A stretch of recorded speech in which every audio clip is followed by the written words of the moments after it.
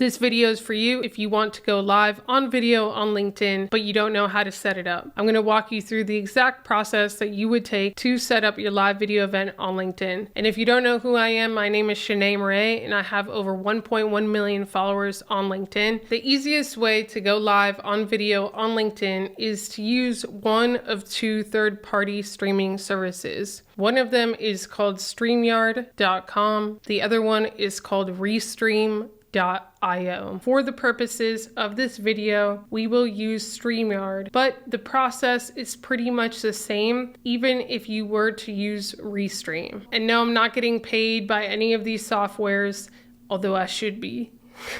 Go to Streamyard.com. You're going to click Get Started on the top right of the screen, and then you're going to create your account. They will send a login code to your email address. Once you input the login code that you were emailed and you log into your account, it's going to look like this. But before we do anything, we have to connect our destinations. So what we're going to do is on the left side here, you're going to click Destinations, and then you're going to click the social media channels that you want to connect to your Streamyard. Of course, we're going to choose LinkedIn.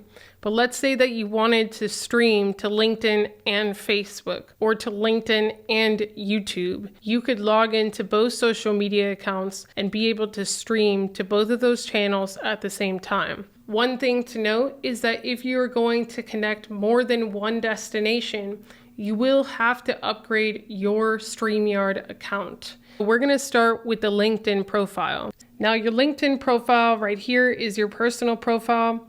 If you have a LinkedIn company page, you would click this. But just keep in mind that even if you connect your LinkedIn personal profile and your LinkedIn company page, you cannot stream the same live event to both channels at the same time under the same account. So if I were to add my LinkedIn profile and my LinkedIn company page, I would not be able to stream the same event to both profiles at the same time. Personally, I'm just going to connect my LinkedIn profile. To do that, all I have to do is click the LinkedIn profile button. It will prompt me to this page where I could log into my LinkedIn. Once I log into my LinkedIn, I will be prompted to give Streamyard permission to connect. I will click allow, and then I will be connected. Once you put in your username and password, it'll ask you to choose the profile. So now that I've logged into my LinkedIn profile, everything's good, it's connected. We're gonna click broadcasts. You're gonna click create,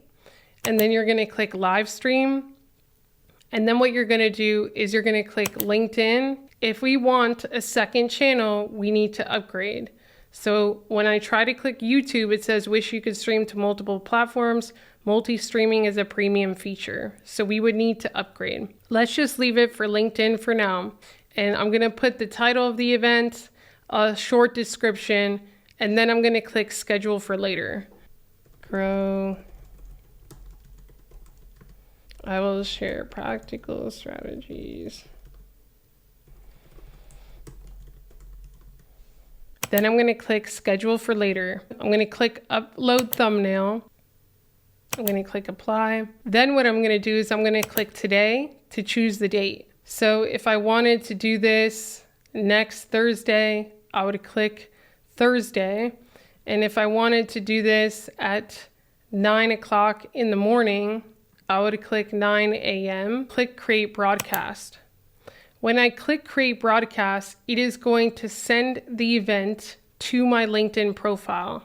Let's check it out. To confirm that, I'm going to go to my LinkedIn profile and I'm going to click on my posts to see my recent activity.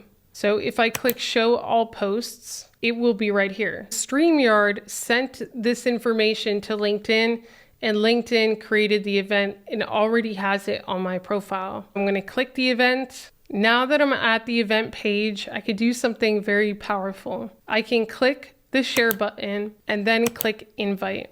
When I click invite, it's going to show me a list of all of my first degree connections on LinkedIn. And what I could do now is I could start to invite people to this event. When we get to this stage in the process, you will have a massive advantage if you have a few thousand connections on LinkedIn. The reason is because LinkedIn allows you to invite 1,000 people per week to your event. Because my event is next week, I could invite 1,000 people this week to my event and 1,000 people next week to my event, meaning that I could invite up to 2,000 people to this event. However, I would not be able to do that if I did not have at least 2,000 first degree connections on LinkedIn, because LinkedIn will only allow me to invite my first degree connections through this function. So let's go back to that page. Now that we're at the invite page, there's a couple of ways to do this. I can go through the list and start to invite people that I know that I would like to attend the event. For example, Chaz is someone that I know and that I would like to invite to this event. I could click his name.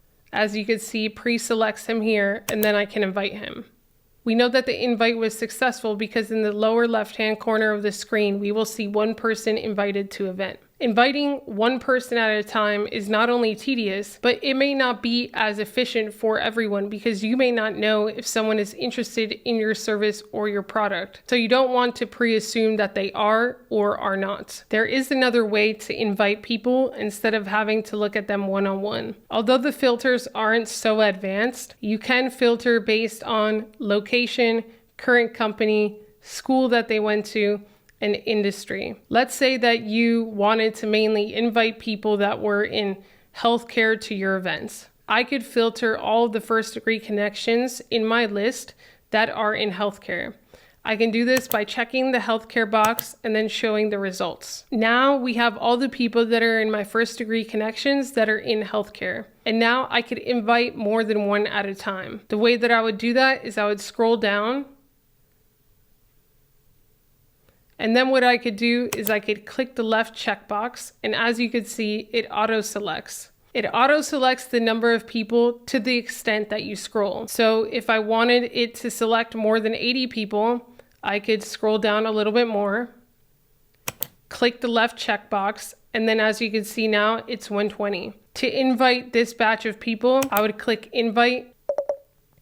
As you can see, sometimes we get a warning on the left-hand side of the screen that says something went wrong. When you click it a second time, that usually resolves the problem. There you go.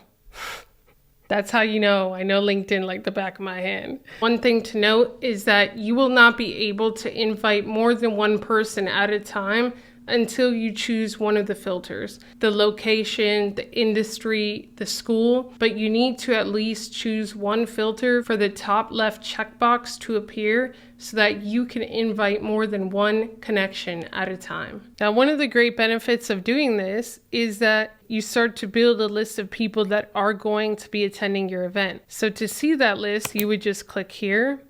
And then now I could see that not only am I attending my event, but so is Shankar. And as people accept your event, you will see who is planning on coming to your event. And then you could start to maybe engage with them, message them, which I will cover in a future video on how to engage with people and message people before and after your live event on LinkedIn.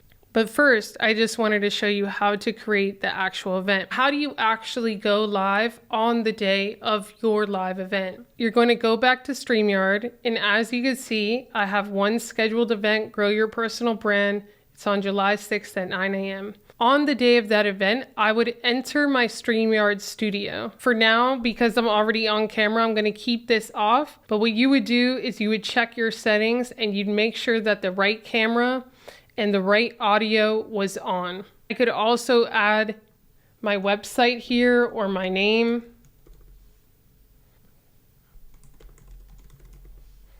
I have my name and my website, and then what I would do is I would enter studio.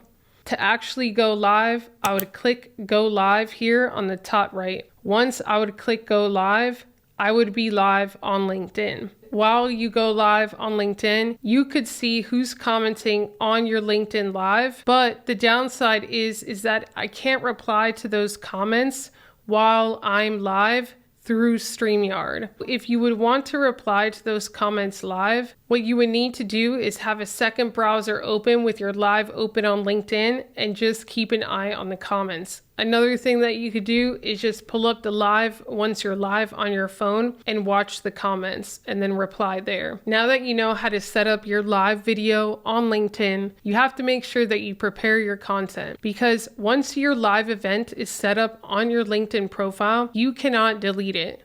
So if you do not go live, the post will stay on your profile and it will just show canceled. You can't delete it from your feed and it doesn't look so professional. That's before the event. The second thing is that once you do actually stream your live, let's say that you stream the live and you make a mistake, or you stream the live and you're not as prepared as you would have wished you were, there is no way to go on your LinkedIn feed and delete the live. So whatever happens live is going to stay on your feed. You cannot delete the live stream from your feed on your LinkedIn once you have gone live. So just keep that in mind.